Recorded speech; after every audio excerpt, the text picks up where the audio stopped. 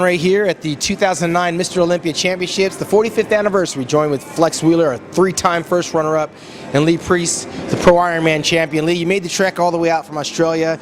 We have the 202 competition coming up Saturday afternoon. We've got some front runners. We've got the defending champion, David Henry, Kevin English, a two-time New York Pro champion. Stan McQuay won the Jacksonville Pro Championships. Ricky Tricky Jackson won the Europa Pro Championships. And Eduardo Carrera won the Pittsburgh Pro Championships. And again, James Flex Lewis just recently won the Atlantic City Pro Championships. Lee, with all of these guys winning these contests, it's not like the open category where there's one dominating figure, but the name keeps coming back, and that's David Henry coming back to defend his title. What do you think he's going to have to do to keep a big Kevin English at bay and charging Eduardo Carrera? I think it's all going to really come down to conditioning for Dave. You know, we know he's got the size on his frame, and you know we've seen like when Kevin beat him, Kevin coming out a little bit tighter and more condition-wise, and Dave was a little bit off. So with Dave, he just has to really watch. You know, don't get obsessed about trying to stay at the top end of the 202. Just come in the best shape you can be, and just let the chips fall where they may. But he has to really watch his conditioning because, like I said, he's sometimes been hitting and missing lately. So if he nails his condition, I see him win it. But like I said, there's so many other good guys in there now. If their conditioning is just a little bit better, Dave's going to have a battle on his hands. Exactly. It seems like it is coming down to condition because Kevin English is really struggling to keep his weight down. He actually said he's going to probably come in at 210 by the time he hits the stage. And David Henry again said this may be his last year because it's a very tough challenge for these guys to pack on more muscle and then make the weight. And he's full-time military also, so it got to be really tough. Yeah, and a guy like Stan McQuay, who's got the aesthetic-looking lines, and Eduardo Carrera, who looks like he can't squeeze another pound on his body. Is it going to come down to conditioning, or do you think it's going to come down to the complete package? Complete package includes conditioning, obviously being able to have the highest percentile in size conditioning and being able to present that also. So, you know, I agree with Lee. I mean, that class is really made for a guy like David Henry, but, I mean, he has to hone that last skill, and that's the conditioning part. Or else, again, he might suffer another defeat from a guy from New York. Yeah, what do you think about the creation of the 202? We saw John Hodgkins and Lee Powell come all the way from the UK, Eduardo Carrera all the way from Brazil. It seems like it's getting traction, but at the same time, the champions are struggling to actually make the weight because they're growing at such a rapid pace. It's a wonder that they can stay in this category for very long. How significant is the 202, and do you think it's here to stay?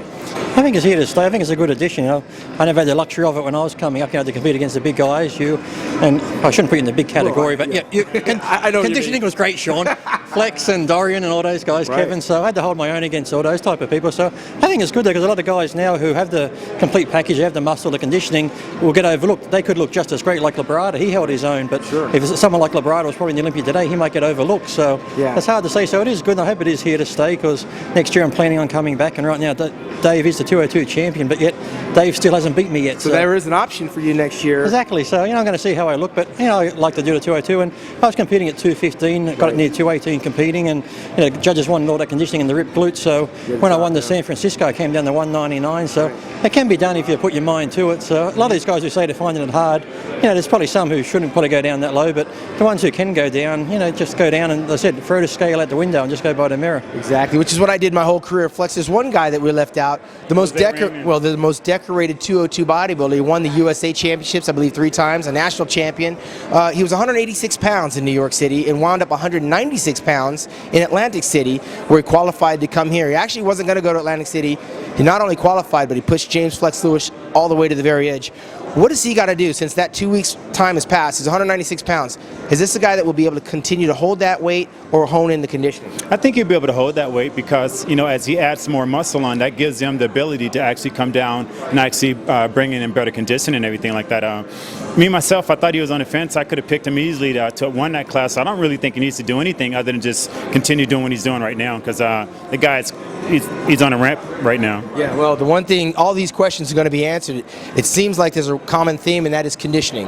The one that brings the conditioning, no matter how big or how small he is, will probably wind up walking away victorious with the complete package. So we're going to find out Saturday afternoon when the prejudging starts at 10:30, and the finals, they will actually pose down on the main stage Saturday night, right before the open category. And Lee, you're going to help it join in on the play-by-play on the 202s as well? Yeah, I'll be able to play-by-play with Robbie and that, and he'll be like on the Olympia. I think I'll be doing speaking, so he'll be writing down what I say. So I have to be careful. I don't want to get back on stage yet. So yeah, so couple hours, we're going to find out what's going to happen on the prejudging.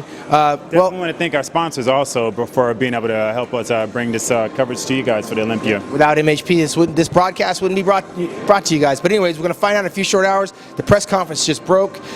We got Meet the Olympians in a couple of hours where you're going to be signing some pictures and you're going to take the paparazzi for Flex Wheeler, Lee Priest. I'm Sean Ray from MuscularDevelopment.com.